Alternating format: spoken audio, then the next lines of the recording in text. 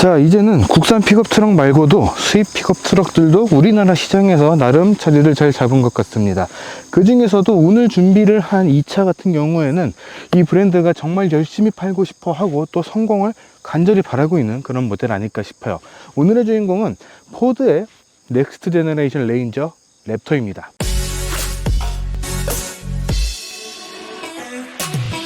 자, 여러분 안녕하세요. 카메라진 최정필입니다. 방금 말씀드린 것처럼 오늘의 주인공은 포드의 넥스트 제너레이션 레인저, 그 중에서도 랩터 모델입니다. 사실 이 이름 안에 포드가 이 차를 어떻게 소개를 하고 싶었고 또 어떻게 판매를 하고 싶었는지 그 의도가 담겨 있다라고 생각을 해요. 사실 포드가 이 레인저라는 모델을 지금 보고 계신 이 모델 말고 직전 세대의 모델을 먼저 국내에 출시를 했었어요. 당시에는 글로벌 시장으로 봤을 때 포드가 레인저의 풀 체인지를 앞두고 있는 상황이었기 때문에 남아있는 물량들을 재고 처리를 하기 위해서 한국 시장에다가 투입을 했다라는 오해 아닌 오해까지도 받았었던 그런 모델이었습니다.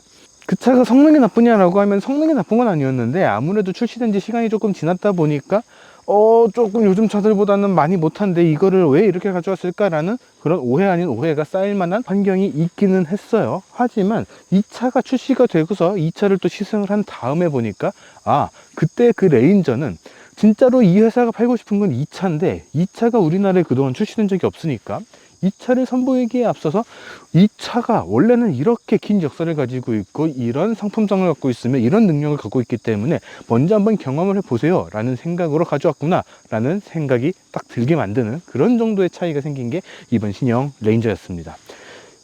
그래서 이 신형 레인저는 언제 출시가 됐냐? 바로 지난 3월 달에 출시가 됐습니다. 3월 달에 레인저 와일드 트랙을 공식 출시하면서 이 레인저 랩터 모델도 같이 공개를 했었고요.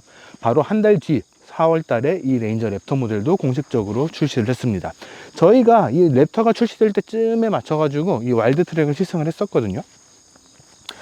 이 와일드 트랙을 시승을 하면서 느낀 거는 그래, 포드가 조금 변화가 느릴 수는 있어요. 하지만 차를 못 만드는 회사는 아닙니다. 왜? 짬밥이 있거든요.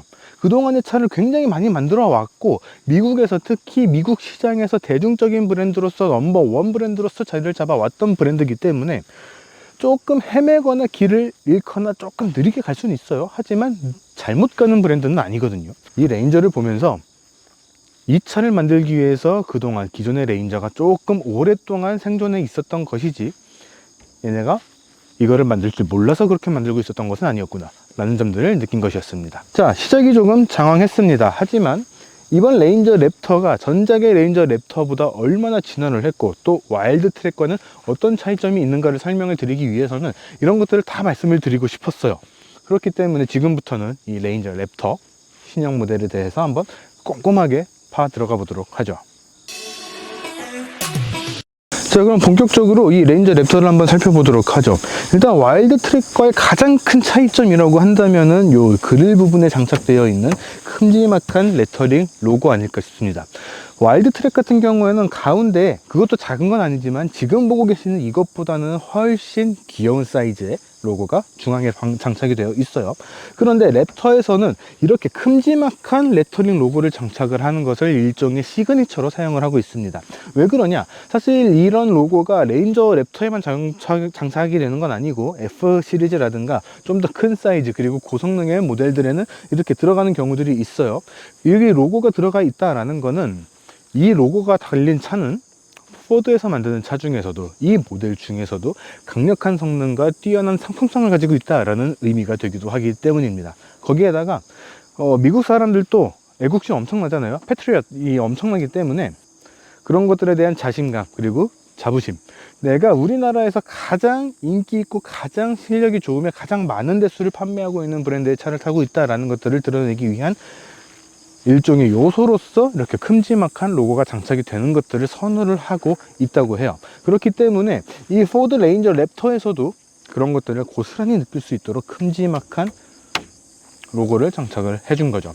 거기에다가 범퍼 하단 부분 같은 경우에도 견인을 할 수 있도록 해주는 이런 견인 골이 한층 더 단단한 이미지를 만들어주는 은색의 플라스틱 파츠, 추가적인 파츠, 거기다가 훨씬 더 높아진 차고와 어마어마한 타이어도 장착이 되어 있는 모습들을 확인을 할 수가 있습니다. 거기다가 퍼포먼스 LED라고 적혀 있기는 한데, 이 LED 램프 역시 야간에 사용을 해보면 굉장히 뛰어난 이 시야를 확보를 해줍니다.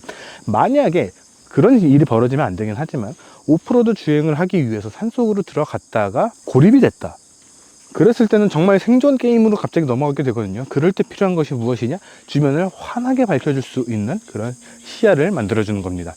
그런 역할을 하기 위해서 장착이 되어 있는 그런 헤드램프인 만큼 정말 뛰어난 성능을 발휘를 한다, 그렇게 이야기를 할 수가 있는 거죠. 거기다가 이따가 주행을 하면서, 오프로드 주행을 하면서도 말씀을 드리겠지만, 이 차에는 와일드 트랙과는 확연히 다른 포인트가 하나 장착이 되어 있습니다. 폭스 스포츠 서스펜션은 이 차가 와일드 트랙과 비슷한 그런 편안한 승차감, 혹은 그 이상의 편안한 승차감을 발휘를 하면서도 오프로드 환경에서도 차의 데미지를 받지 않고 완벽하게 모든 충격들을 흡수를 해줄 수 있는 그런 전천후 서스펜션의 역할을 하게 됩니다. 그렇기 때문에 여기서 살짝 아래를 내려다 보면 보이거든요.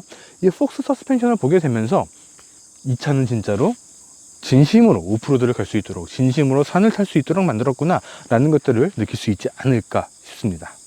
자, 레인저 랩터의 옆모습을 보게 되면은, 야, 진짜 어디든 갈 수 있는 전천후 픽업 트럭의 포스는 이 정도는 나와야 돼 라는 생각이 들 거예요. 전체 길이는 5385m 40에 육박을 하는 그런 길이를 가지고 있고요. 높이 같은 경우에도 2m, 폭 같은 경우에도 1922m에 가까운 그런 크기들을 가지고 있습니다. 와일드 트랙보다 아주 조금씩 더 커요. 높이나 폭이나 전체 길이에 이르기까지 다 조금씩 큰데, 이거는 랩터 전용의 범퍼 디자인이라든가 팬더 디자인, 그리고 아까도 말씀을 드렸던 폭스 스포츠 서스펜션과 같은 것들이 장착이 되면서 조금 더 오프로드에 특화된 디자인과 함께 그런 성능들을 갖췄기 때문입니다. 지금 타이어만 봐도 이 스터드 타이어죠. 완전 스터드 타이어가 장착이 되어 있는데, 이런 타이어를 갖고 있고 이런 성능을 갖고 있으면, 이런 서스펜션과 이런 바디 구조를 갖고 있는데 어디든 못 가겠냐 라는 생각이 절로 드는 그런 구성이라고 할 수가 있습니다. 거기다가 차가 상당히 높아졌기 때문에 이런 발판 같은 경우에도 거의 필수가 되어 버렸어요. 빠뜨리지 않고 그냥 어설픈 발판이 아니라 확실하게 역할을 해줄 수 있는 그런 소재로 이 발판까지 장착을 해줬습니다. 거기다가 팬더에 있는 이런 스포츠성을 강조를 할 수 있는 포인트라든가 적재함 데크 쪽에서도 이렇게 확실하게 공간을 비워주고 또 확실하게 폭을 확보를 해주는 그런 요소들이 적용이 된 모습들을 보면은, 이 레인저 랩터는 진짜 랠리를 달리는 것처럼 미친 듯이 달려나가도 웬만한 홈로드를 다 극복을 할 수 있겠다라는 그런 자신감을 보여주는 그런 디자인을 갖고 있다, 이렇게 얘기를 할 수 있을 것 같아요. 자, 이 레인저 랩터가 남다른 픽업 트럭이다 라는 거는 이 뒷모습에서도 여실히 느낄 수 있을 것이다 라고 생각이 듭니다. 적재량 같은 경우, 데크 같은 경우에는 300kg까지 적재가 가능하고요. 안에 탑승하는 사람의 무게까지 더하면 약 1톤의 무게를 적재를 하고 주행을 할 수가 있는 그런 강력한 성능을 보여주고 있습니다. 거기에다가 카라반이나 뭐 요트나 이런 것들 트레일링을 해야 될 때는 최대 3.5톤까지 견인을 할 수가 있는 그런 아주 강력한 성능도 갖고 있고요. 넉넉한 수납 공간에 더불어 탄탄한 수납 공간까지 같이 제공을 하는 이 데크는 정말 광활한 베드를 갖고 있다, 이렇게 이야기를 할 수 있을 것 같습니다. 그렇기 때문에 바이크, 특히 오프로드 바이크를 즐기시는 분들 뿐만 아니라 자전거나 기타 무언가 화물을 옮긴다거나 뭐 캠핑을 떠난다거나 했을 때 웬만한 모든 것들, 정말 모든 것들을 부담 없이 적재를 할 수가 있는 그런 베드 공간을 가지고 있어요. 거기다가 다른 픽업 트럭들도 비슷한 것들을 장착을 하고 있지만, 굉장히 단단하게 이 베드를 보호를 해주는 플라스틱 커버들이 장착이 되어 있기 때문에 부담 없이 정말 안심하고 어떤 화물이든 실어도 문제가 없는 그런 구성들을 또 같이 보여주고 있죠. 이 트렁크 안쪽에, 데크 안쪽에는 12V 파워 아울렛과 220V, 230V의 추가적인 파워 아울렛도 장착이 되어 있고, 안에 있는 화물들, 안에다가 적재를 한 화물들을 단단하게 고정을 하기 위한 고리들도 같이 장착이 되어 있습니다. 그리고 이 고리들은 최대 400kg까지 버틸 수가 있다고 되어 있습니다. 그렇기 때문에 이 데크에다가 무언가를 실은 다음에 단단하게 고정을 했을 경우에는 어느 정도 속도가 붙은 상태에서 가중치가 붙어도 버틸 수 있다라는 이야기가 되거든요. 정말 안전하게 화물을 적재를 하고, 이 적재한 화물에 대한 걱정을 하지 않고도 마음껏 주행을 할 수가 있는 그런 성능을 갖고 있다라고 볼 수 있을 것 같습니다. 다시 내려와서 뒤쪽을 보게 되면은 차의 크기가 상당히 큰 편에 해당을 하기 때문에 사각지대가 꽤 넓은 편에 해당을 해요. 하지만 이 레인저 랩터에서는 그런 부분들을 최대한 커버를 해서 안전성을 높이기 위한 그런 조치들도 취해놨습니다. 블라인드 스팟 레이더, BSM이라고도 이야기를 하죠. 블라인드 스팟 모니터 시스템, 그런 것들까지 같이 장착이 되어 있고, 앞쪽과 마찬가지로 견인을 위한 고리가 기본적으로 장착이 되어 있고, 발판들도 탄탄하게 준비가 되어 있기 때문에 다른 픽업들과 비교를 했을 때 추가적으로 작업을 해야 되는 것들이 별로 없는, 그냥 차를 사면은 그대로 떠날 준비가 되어 있는 그런 모델이다 라고 이야기를 할 수가 있을 것 같아요. 거기에다가 테일 램프의 디자인도 사실 픽업 트럭 같은 경우에는 이 부분이 데크가 열리기 때문에 이 디자인이 상당히 쉽지 않다라고 알려져 있어요. 그런데도 불구하고 상당히 넓은 면적을 배치를 하면서, 그러면서도 데크의 공간도 넓죠. 상당히 넓은 면적을 배치를 하면서 상당히 멋진 형태의 테일 램프 디자인까지 장착을 해줬기 때문에 다른 픽업 트럭들과 비교를 하는 것 자체가 이 차에게는 조금 미안해질 수도 있는 그런 포인트가 되지 않을까, 그렇게 생각을 합니다. 자, 이번에는 이 레인저 랩터의 실내 운전석으로 좀 들어와 봤습니다. 와일드 트랙 때도 느꼈지만 이번 신형 레인저의 실내 디자인은 정말 멋진 디자인이 적용이 되어 있는 것 같아요. 일단 포드의 설명에 따르면 전투기의 디자인에서 영감을 얻었다, 그렇게 이야기를 하는데 진짜 좀 제 전투기를 타본 적이 없기는 하지만 정말 뭔가 좀 전투적인 느낌, 밀리터리의 느낌, 그런 것들이 좀 물씬 풍긴다, 그렇게는 이야기를 할 수 있을 것 같아요. 송풍구의 디자인이라든가 하나하나 이렇게 기어 레버의 디자인이라든가 스티어링 휠의 형태, 실제로 쓰는 일은 없겠지만 옥스를 최대 6개까지 연결할 수가 있거든요. 전투기 버튼을 조작하는 그런 느낌이에요. 영화에서나 보던, 최근에 이제 좀 영화의 극장에서 내려간 영화가 이제 탑건 매버릭이죠. 매버릭을 연상을 시키는 그런 버튼들도 장착이 되어 있습니다. 이런 것들을 통해서 이 차가 어떤 것들을 추구를 했는가. 전투기는 사실 굉장히 빠르게 비행을 하고 또 공격이라든가 정찰이라든가 굉장히 특수한 임무들을 맡고 있는 그런 기종이잖아요. 그런 기종들처럼 정말 특수하고 남다른, 남들과 비교되는 것 자체가 조금 어려운 그런 독특한 존재다 라는 것들을 이 포드 레인저도 실내에서 여실히 보여주고 있다, 그렇게 이야기를 할 수 있을 것 같습니다.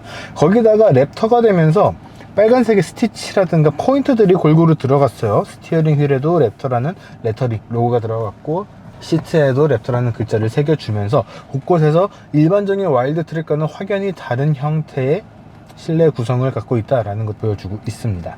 그리고 12인치나 되는 세로형 대형 디스플레이가 장착이 되어 있어서 굉장히 또 편리하게 사용을 할 수가 있어요.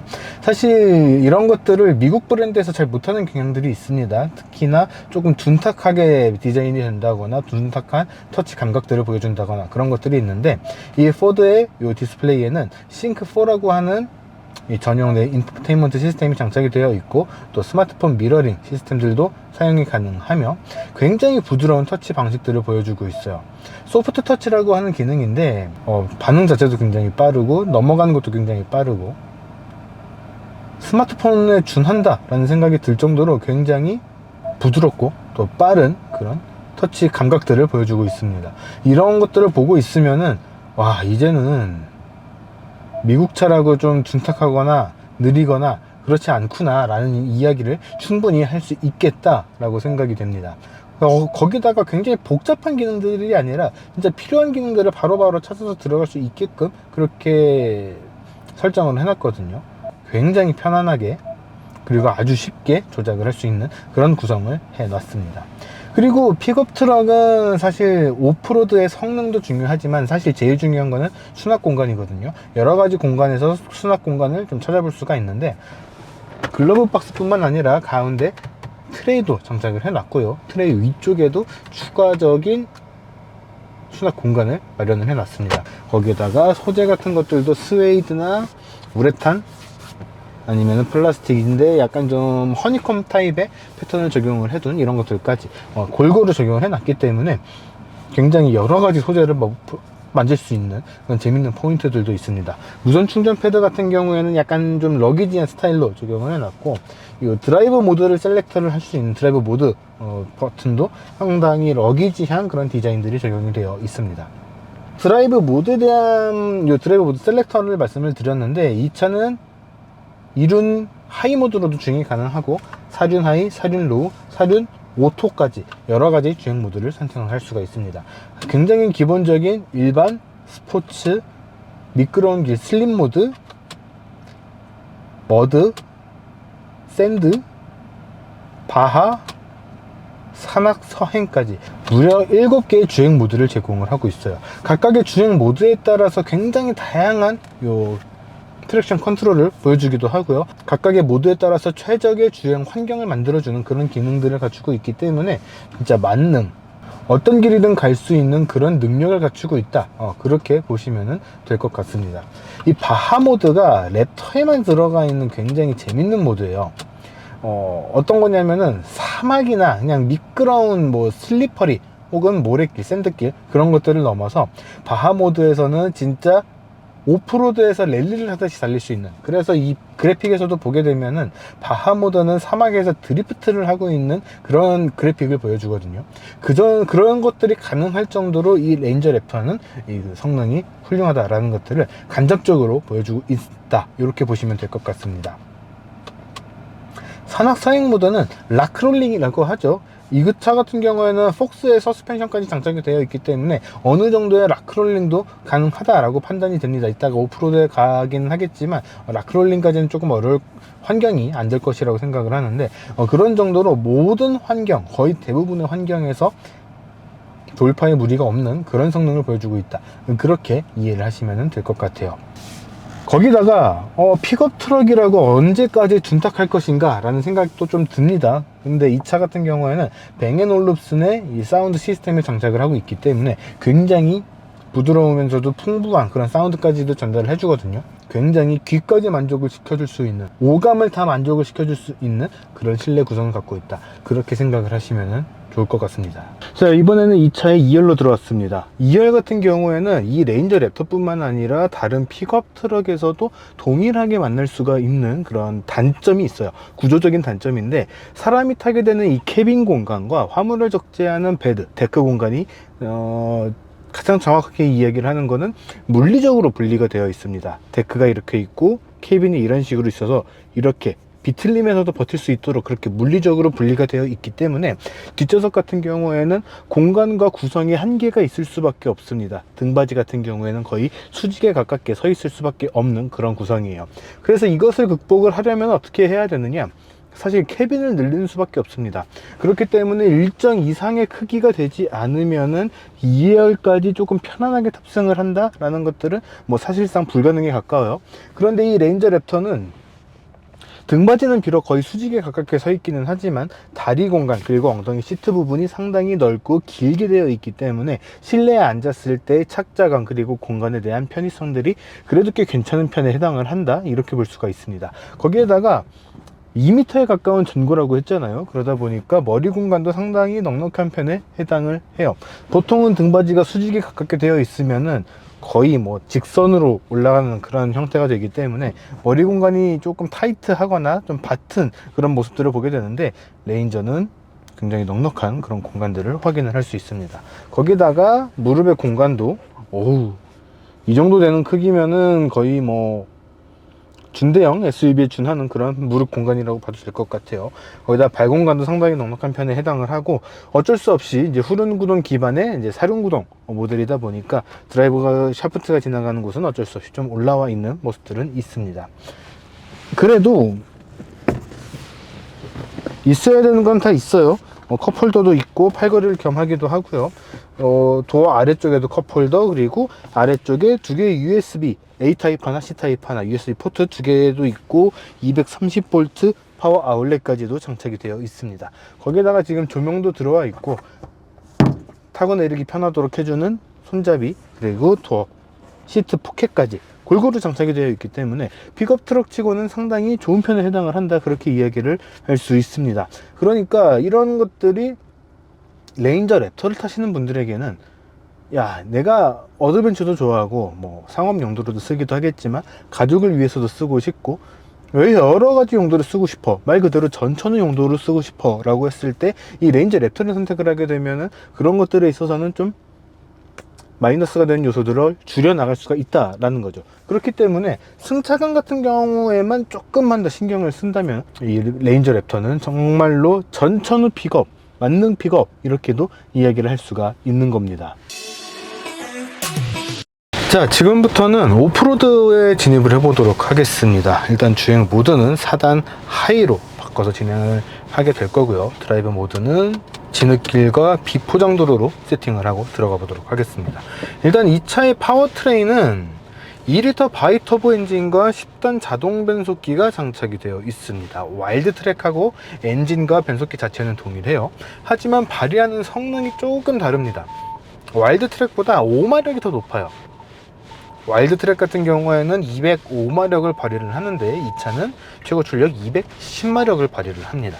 최대 토크는 동일하게 51kgm/m를 발휘를 하는데 고작 5마력 더 높아진 것 가지고 가격을 더 비싸게 받는단 말이야 라고 생각을 하실 수도 있어요. 하지만 정작 이 차를 직접 주행을 해보면은 와일드 트랙하고는 확실히 다르구나 라는 느낌들을 받을 수 있을 겁니다.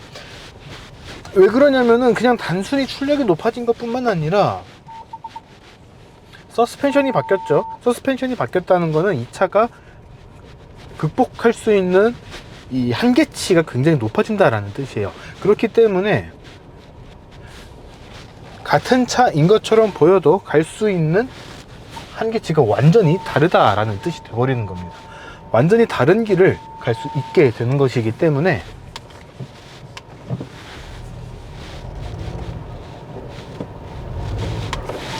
이 차를 와일드 트랙과 같은 선상으로 두고 본다? 라고 하면은 누군가는 굉장히 섭섭할 거예요. 사실 오늘 한 번도 와본 적이 없는 길을 들어오는 거라서 저도 어디가 어딘지 모르거든요. 근데 들어오면 안 되는 곳을 들어온 것 같아. 사실 그런 것들도 있습니다. 어드벤처를 간다, 모험을 간다라고 했을 때 아는 길만 가는 거는 그런 모험 정신, 그런 것들에 굉장히 위배되는 내용, 물론 절대 가면 안 되는 그런 길들도 있기는 해요.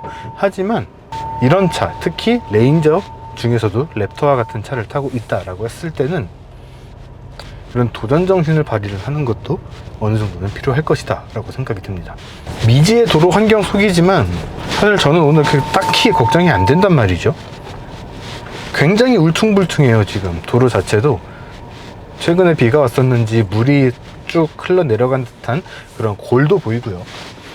그 골 사이사이로 자갈밭도 보이고, 옆에는 비가 왔다면은 천이 흘렀을 그런 길도 보이고 있습니다. 그런데 이런 길을 가면서도 제가 확실하게 믿고 과감하게 진입을 할 수 있는 이유는 너무나 편안한 이 오프로드 주행 감각 때문이에요. 사실 이 차가 시승차가 아니고 제 차였다면은 정말 이런 길 정도는 내달렸을 겁니다.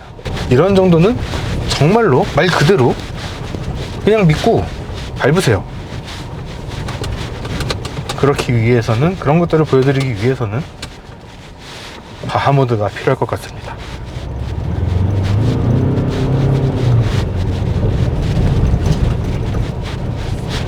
레인저를 타고 가면서 무언가를 걱정을 해야 되는 상황이 생길 것 같다?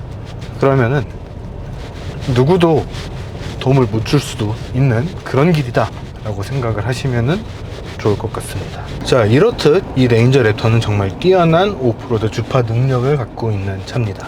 오죽하면은 오프로드 전용 이 모터스포츠인 바하 1000이라든가 온갖 오프로드 관련된 혹은 랠리와 비슷한 그런 모터스포츠에서 거의 우승을 휩쓸다시피 하고 있는 그런 차이기도 해요. 그런데 함정이 하나 있죠. 우리나라에서는 대부분의 주행 환경이 굉장히 잘 포장된 일반적인 도로일 것이라는 겁니다. 그리고 우리가 일을 하잖아요. 그러면은 오프로드를 가는 경우들도 분명 있지만 거의 대부분의 환경은 그냥 일반적인 도로에서 주행을 하게 됩니다. 그렇게 되면은 문제가 무엇이냐? 이 뛰어난 성능을 갖고 있는 이 차를 일반적인 도로 환경에서 주행을 하는 그런 상황들이 대부분이라는 것이에요. 그렇기 때문에 오프로드를 잘 돌파를 하는 그런 성능들도 중요하지만 일반적인 도로 환경에서 주행을 할 때 이 불편함이 없는가, 이것도 중요한 포인트가 된다라는 뜻이 됩니다. 그래서 일반적인 도로에서 주행을 해보게 된다면은 정말 좀 편안한 대형 SUV를 타는 그런 느낌들을 좀 받을 수 있지 않을까 생각이 됩니다. 일단은 요즘에 출시되고 있는 차들에는 대부분 탑재가 되어 있는 그런 주행 보조 기능, 어댑티브 스마트 크루즈 컨트롤도 장착이 되어 있고 차선 이탈 방지까지 해주기 때문에 정말 편안하게 주행을 할 수가 있어요. 거기다가 아까 외관에서도 말씀을 드렸지만 이 차는 상당히 큰 편에 해당을 하기 때문에 사각지대가 상당히 많은 편에 해당을 하거든요. 그런 것들을 극복할 수 있도록 해주는 블라인드 스팟 모니터링 시스템 BSM까지도 장착이 되어 있습니다. 그리고 마찬가지로 차의 크기가 상당하기 때문에 주차에 어려움을 느끼시는 분들도 꽤 계실 거란 말이에요. 그런 분들을 돕기 위한 액티브 파크 어시스트까지도 장착이 되어 있기 때문에 거의 대부분의 환경에서 덩치에 맞지 않게 굉장히 편안한 주행이 가능한 그런 차라는 것들을 인지를 해주셨으면 좋겠습니다. 거기다가 예전 모델에 비해서 확연히 좋아진 점들, 실내에서의 정숙성이거든요. 굉장히 편안해요. 굉장히 부드럽고, 물론 이제 픽업 트럭 안에서이기는 하지만 굉장히 안정적인 그런 주행 감각들을 선사를 해주고 있습니다.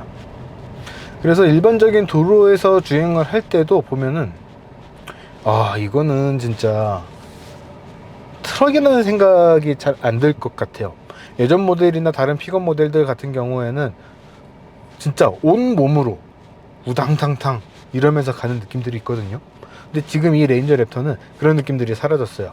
지난 4월에 시승을 했었던 레인저 와일드 트랙에서도 그런 느낌들이 굉장히 많이 줄어서 놀란 적이 있었는데, 오늘 이 차도 그런 느낌들이 한층 더 강화된 그런 느낌들을 전달을 해주고 있기 때문에 만약에 누군가를 눈을 가려서 조수석에 태우고 주행을 했을 때 너무 이렇게 과격하게 주행을 하는 게 아니라면은 굉장히 편한 SUV를 타고 있다라고 생각을 할 수 있을 정도로 굉장히 편안한 그런 주행 감각들을 보여주고 있습니다.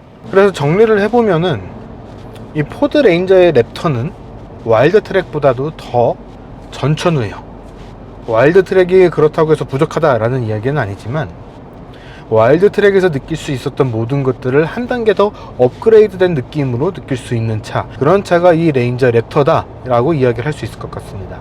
그만큼 이 레인저 랩터는 비싼 차인가 그렇다고 느껴지진 않거든요. 훌륭한 가격대가 설정된 굉장히 멋진 그런 SUV, 포스가 남다른 그런 픽업 트럭이라고 요약을 할 수 있을 것 같습니다. 자, 지금까지 포드의 새로운 넥스트 제너레이션 레인저 랩터 모델을 시승을 해봤습니다. 사실 이 차가 처음 출시가 됐을 때 가격이 지나치게 많이 올라간 것 아니냐라는 그런 불만 아닌 불만도 조금 많이 들었던 게 사실이에요. 이번에 출시된 이 레인저 모델은 와일드 트랙이 6,350만원, 그리고 이 랩터 모델은 7,990만원이라는 가격대가 책정이 되어 있습니다. 조금 비싸다고 생각을 하실 수도 있어요. 하지만 저는 이렇게 보셨으면 좋겠습니다. 지금 국내에서 판매가 되고 있는 픽업 트럭들 중에서 대중형 모델이 아니라 오프로드 성능이라든가 주행 성능이라든가 오프로드의 안정성이라든가 이런 것들을 극대화를 시킨 튠 버전, 공식적인 튜닝 버전이 들어와 있는 것이 있는가? 라고 한번 찾아보게 된다면 이 레인저 랩터가 유일한 모델이라는 것을 확인을 할 수 있을 것이다 라고 생각이 됩니다. 그냥 그저 그런 픽업 트럭을 원한다 라고 한다면은 다른 모델들을 선택을 하셔도 나쁘진 않습니다. 평범한 픽업 트럭을 갖고 싶다라고 하신다면은 레인저 중에서도 와일드 트랙을 선택을 하셔도 상관이 없습니다. 하지만 남들과는 다르고 나는 진짜로 어드벤처를 즐기며 어떤 돌발 상황이 생겨도 확실하게 치고 나갈 수 있고 확실하게 극복을 할 수 있는 그런 픽업 트럭이 필요하다라고 하신다면은 이 레인저 랩터가 당연히 정답이 되지 않을까 싶습니다. 일반적인 환경과 일반적인 선택으로 구매할 수 있는 차는 분명 아닙니다. 하지만 이 차를 구매를 했을 때는 확실한 베네핏이 돌아올 것이다 라는 점은 확실하게 말씀을 드릴 수 있을 것 같아요. 자, 이번 영상은 여기까지고요. 사실 오늘 좀 많이 더워요. 이렇게 더운 날은 사실 깊은 산속으로 들어가서 오프로드를 즐겨야 되거든요. 저희는 이 차 조금 더 몰아붙이러 가보도록 할게요. 지금까지 카메거진 최정필 기자였고요. 저희는 다음 영상으로 돌아오겠습니다.